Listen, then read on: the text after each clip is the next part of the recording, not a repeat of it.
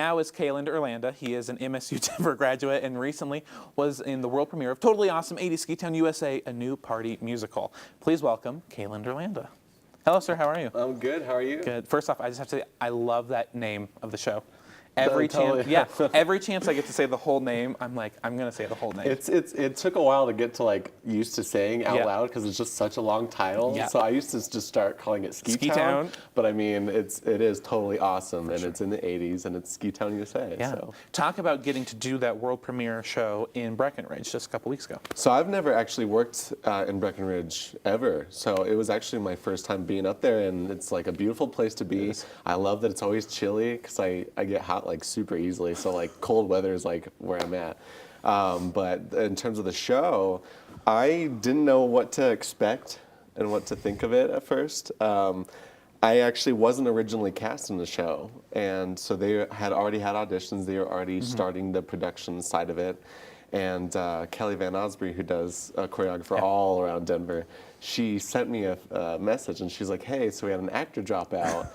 Would you be interested in coming in to do this?" And I was like, "Well, what is it?" And she sent me the title, and I was like, that sounds awful, honestly. But then she sent me this little stick figure drawing of this guy on skis and like what the platform was going to look like.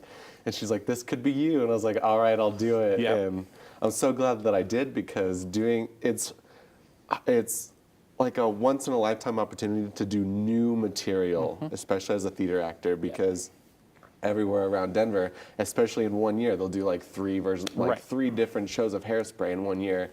You know, it's kind of very true. It's just fun to do new stuff. Exactly. And so, written by local performers as well. It's which not is like, great. You know, this was a totally local production. Yeah, which I think is so cool. Corey, he goes by Frederick Billersworth on Facebook, so I don't know what his last name is actually. But Corey and Charlie Schmidt, local Denver writers and actors, and they just decided to come up with this idea. I guess they do a lot of shows in Breckenridge. And when they would drive back and forth, they would come up with all these ideas and all the stuff that they loved from 80s movies and ski towns and stuff, and just it all just came together. It was great. And I want to ask you more than just 80s Ski Town, but I just have to say, and just ask, the night I was there, it was like a crazy night in the audience. I felt like one of the audience members jumped on stage with you guys and decided to join in the show for a moment. Yeah, so during the show, for anyone who don't know, I have to interact with an audience member named Jeff. So we pick a guy out in the audience, we call him Jeff, and he kind of interacts with us. And I guess one night, some guy who had already seen the show, by the way, who I didn't know about, was like really picked me as Jeff, and we were a little hesitant at first. We're like, okay, all right, you're like super eager and pumped, and he like went with it, and he would jump on stage and do like, he was like actually trying to be a part of the show. And we're like, no, like there are specific instances where we pull you in, otherwise you sit there and you'd be an audience member. But yeah, he jumped up on stage and he grabbed me. I'm in like a wheelchair in the last scene, and he like pushed me off stage. And I'm like, "What are you doing back here?" Like, it's like, "Go sit down."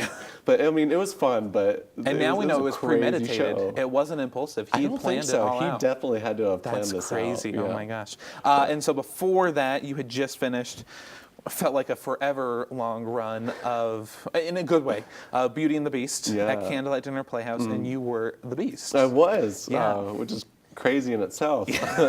So I'm a tiny guy. I'm only 5'9" on a good day, and I don't know what that means on a good day. Anyways, anytime I tell anybody, "Hey, I'm cast as the Beast at Candlelight," they would go, "Huh? Are they gonna put you in stilts? Like, how are they gonna transform you, because like you're so small?" And we decided to just take my size and work with it and make it more animalistic as opposed to just being big. Because anytime you see Beauty and the Beast, it ends up being a 35-year-old man with a little bit of a belly, and he's like an amazing singer, but it's just this big presence as a beast. Exactly. So I had to figure out all these different ways to be intimidating and beastly and stuff by still being small. So they had me kind of crouched down and walk around like that, and it was a long process. 4 months walking around. It was like 14 not months being long, able to fully stand. I had a doctor tell me that I had lost a couple inches off my height from doing it because I went Yeah. for like a checkup because I was like, my back hurts, my knees hurt. I'm only 25. Like, this isn't right. And it ended up being a lot of that stuff. But Oh my gosh. it was great. I Yeah. loved it. It was a once in a lifetime opportunity. And then coming up in Conifer, you're Yeah. doing Pharaoh I and Joseph am. in the Amazing Technicolor Dreamcoat I am. stage door. Yes. correct? So talk about getting to be the Pharaoh.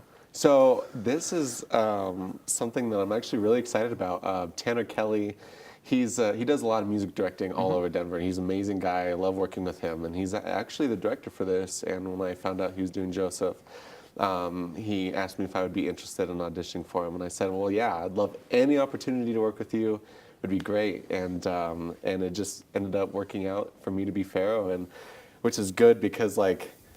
A lot of people, when they think Joseph, they're like, oh, I want to be Joseph. Like, he's like the title character. Pharaoh He gets to have gets a to lot of sing fun, all the though. songs. But like, Pharaoh's like the rock star of Yeah, the show. he is. He shows up for one scene, he just rocks it out, and then then he's just, done.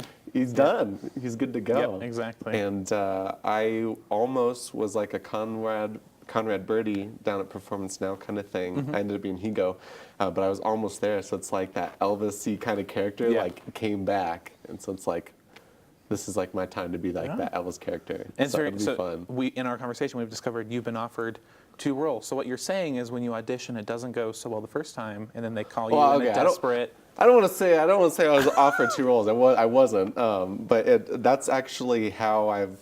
It sounds crazy, but that's actually how I've gotten a lot of work in Denver. Is I went out after I graduated from Metro, and I just auditioned for the first show, and I was lucky enough to just get that. It was Bobby Strong in Urinetown at the Equinox. Yep. And just one person saw me, and it was just the right person, and they're like, hey, I saw you in the show. Come to callbacks for this character for this show. Yeah. And then I would be great, and I would just go and do callbacks, just have fun, just do some callbacks, and then end up getting like a good part in that show. And Yep. it literally has just been trickled down, and that's how it's been for the last 4 years. Well, I think it just proves how versatile of an actor you are and how talented you are. Oh. All right. Well, thank you so much for coming on tonight. Yeah, thanks for having me. Of course. Last